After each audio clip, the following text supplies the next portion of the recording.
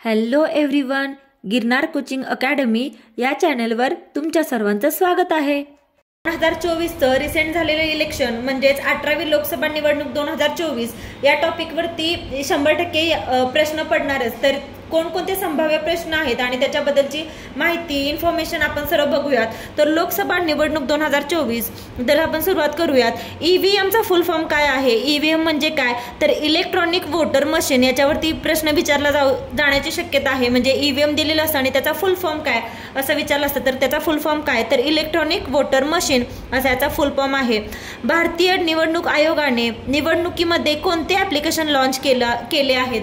तर भारतीय निवडणूक आयोगाने 3 प्रकारचे ॲप्लिकेशन्स हे लॉन्च केले आहेत। एक आहे VHA, एक आहे सी विजिल आणि तिसरं आहे KYC। अशी ही 3 ॲप्लिकेशन्स आहेत टोटल ही जी लॉन्च केली आहे ती भारतीय निवडणूक आयोगाने निवडणुकीमध्ये ॲप्लिकेशन्स लॉन्च केली आहेत। आता ह्या ज्या 2024 मध्ये निवडणुका झाल्या लोकसभेच्या, या कितव्या निवडणुका होत्या? तर 2024 मध्ये लोकसभेच्या निवडणुका या 18व्या होत्या। 2024 ची निवडणूक कितवी? तर 18वी। याच्यावरती देखील प्रश्न विचारला जाऊ शकतो की कितवी निवडणूक होत्या? तर ही 18व्या निवडणुका होत्या। निवडणुकामध्ये अनेक पक्ष सहभागी झाले होते।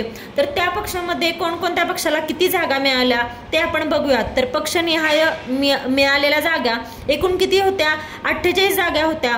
त्यापैकी काँग्रेसला 13 जागा मिळालेल्या आहेत, भाजपला 9 जागा मिळाल्या आहेत, शिवसेना जी उद्धव बाळासाहेब ठाकरेंची आहे त्याला देखील 9 जागा मिळाल्या आहेत। राष्ट्रवादी काँग्रेस म्हणजे शरद पवारांची जी राष्ट्रवादी आहे तिला एकूण 8 जागा मिळालेत। शिवसेना आहे जी एकनाथ शिंदेंची, त्या शिवसेनेला 7 जागा मिळालेल्या आहेत। राष्ट्रवादी काँग्रेस म्हणजे अजित पवारांचा जो पक्ष आहे त्याला 1 जागा मिळाली आहे आणि अपक्ष जे उमेदवार होते ते अपक्ष 1 निवडून आलेले आहेत। हे एकूण टोटल विजयी उमेदवार आहेत। 2024च्या या 18व्या लोकसभा निवडणुकीची टॅगलाईन काय होती? हा खूप इम्पॉर्टंट प्रश्न आहे, याच्यावरती 100% प्रश्न विचारला जाईल। तर हे लक्षात ठेवायचं सर्वांनी। या 18व्या 2024च्या लोकसभा निवडणुकीचा टॅग होता चुनाव का पर्व, देश का गर्व, किंवा असं शॉर्टमध्ये देखील प्रश्नामध्ये विचारला जाईल, ऑप्शन्समध्ये दिला जाईल। तर काय होतं टॅगलाईन? चुनाव का पर्व ही टॅगलाईन होती। लोकसभेमध्ये महिला खासदार किती इन्क्लूड होत्या?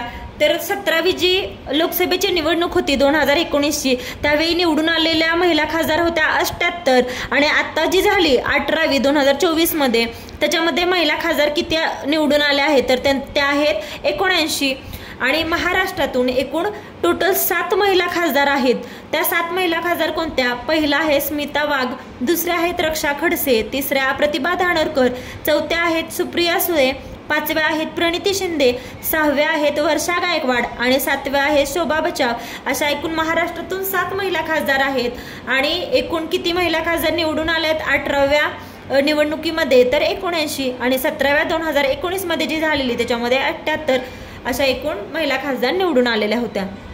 काही इम्पॉर्टंट फॅक्ट्स बघूया ज्याच्यावरती देखील परीक्षेला प्रश्न विचारले जाण्याची खूप शक्यता आहे। तर ते कोणतं? तर ह्या निवडणुकीमध्ये एक गोष्ट झाली ती म्हणजे की नरेंद्र मोदी सलग दुसऱ्यांदा निवडून आले, म्हणजे पाठोपाठ सलग 3ऱ्या वेळी निवडून आले। मग त्याच्यावरती प्रश्न कसा विचारला जाईल? तर भारताचे पहिले पंतप्रधान होते जवाहरलाल नेहरू, त्यांच्यानंतर नरेंद्र मोदी हे दुसरे पंतप्रधान आहेत जे लागोपाठ 3ऱ्या वेळी सत्तेमध्ये आले। म्हणजे पहिले कोण होते? पंतप्रधान जवाहरलाल नेहरू होते आणि त्यांच्यानंतर नरेंद्र मोदी हे दुसरे पंतप्रधान आहेत जे लागोपाठ 3ऱ्या वेळेत सत्तेमध्ये आलेले आहेत। त्या 18व्या लोकसभा निवडणुकीमध्ये आणखी एक विक्रम नोंद झालेला आहे। तो विक्रम कोणता? त्याच्यावरती प्रश्न विचारला जाईल।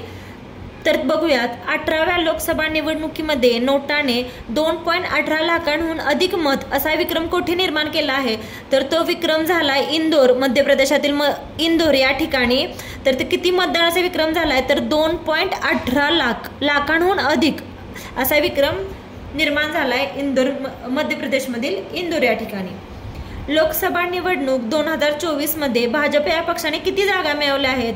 तर भाजप या पक्षाने एकूण 240 जागा मिळवल्या आहेत। आणि ह्याच्यावरती अजून एक प्रश्न अशा प्रकारे देखील येऊ शकतो की सर्वाधिक जागा मिळालेला पक्ष कोणता? तर तो देखील भाजपच आहे, BJP। आणि किती जागा मिळवलेत? तर त्यांनी मिळवलेत एकूण 240 जागा। अजून एका प्रकारे प्रश्न येऊ शकतो की प्रत्येकाला मत वेगवेगळी पडले तर त्या मतांवर एक प्रश्न येण्याची शक्यता आहे आणि तो प्रश्न कोणता असेल तर सर्वात कमी मताने कोण विजयी झाले, म्हणजे कमी मताच्या अंतराने. तर लोकसभा निवडणूक 2024 मध्ये सर्वात कमी मताच्या अंतराने विजयी कोण झाले आहेत, तर ते आहेत रवींद्र दत्ताराम वायकर. हे शिवसेनेचे आहेत आणि किती मताच्या अंतराने निवडून आले, तर फक्त 48 मताच्या अंतराने हे निवडून आलेत. म्हणजे सर्वात कमी मताच्या अंतराने निवडून आलेले 2024 मधले कोण, तर रवींद्र दत्ताराम वायकर.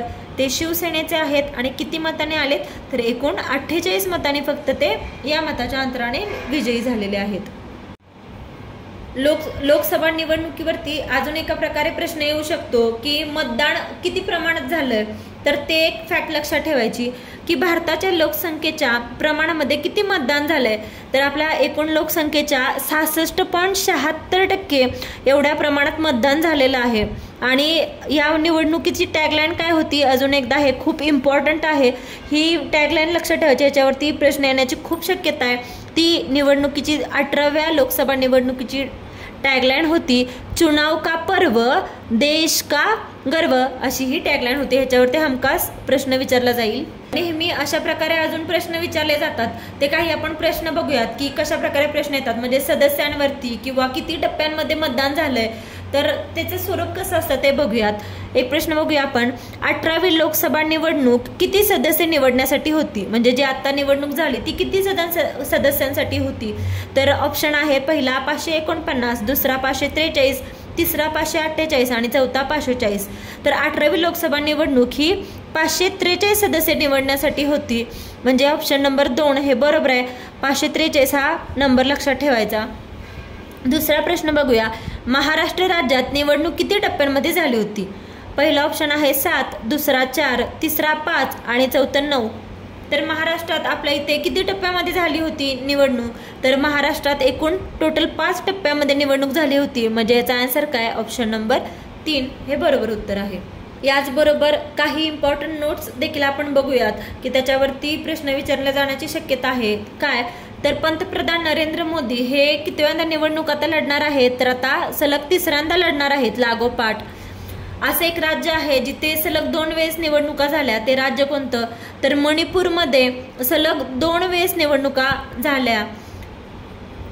लोकसभा निवडणूक 2024 मध्ये एकूण नोंदणीकृत मतदार हे 97 कोटी होती, म्हणजे मतदारांची नोंदणी होती की या निवडणुकीमध्ये एवढे मतदार आहेत.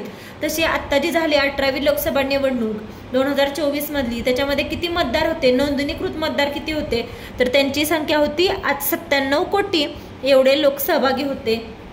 या निवडणुकीचे मुख्य निवडणूक आयुक्त कोण होते, राजीव कुमार. हा पण ही इम्पॉर्टंट नोट आहे, हे सर्वांनी लक्षात ठेवा, हे इम्पॉर्टंट आहे. ह्याच्यावरती देखील प्रश्न विचारला जाईल की मुख्य निवडणूक आयुक्त कोण, तर राजीव कुमार किंवा राजीव कुमार हे होते. तसेच राहुल गांधींनी यावेळी काँग्रेससाठी खूप जास्त चर्चेमध्ये असलेला विषय काँग्रेस आणि राहुल गांधी, तर त्यांच्यावरती एक प्रश्न पडण्याची शक्यता आहे. तर ती कोणती, राहुल गांधींना एकूण किती जागा मिळाल्या, तर एकूण 99 जागा मिळाल्या आहेत, म्हणजे शतक पूर्ण करण्यासाठी 100 जागांसाठी फक्त 1 जागा त्यांना कमी पडली, म्हणजे एकूण जागा त्यांच्या 99 आहेत. आणि सर्वात हायलाइटेड जर म्हणायचं झालं तर सर्वात तरुण खासदार कोण, तर ते तरुण खासदारांचं नाव आहे पुष्पेंद्र सरोज. तर अशा प्रकारे प्रश्न येण्याची या निवडणुकीवरती शक्यता आहे.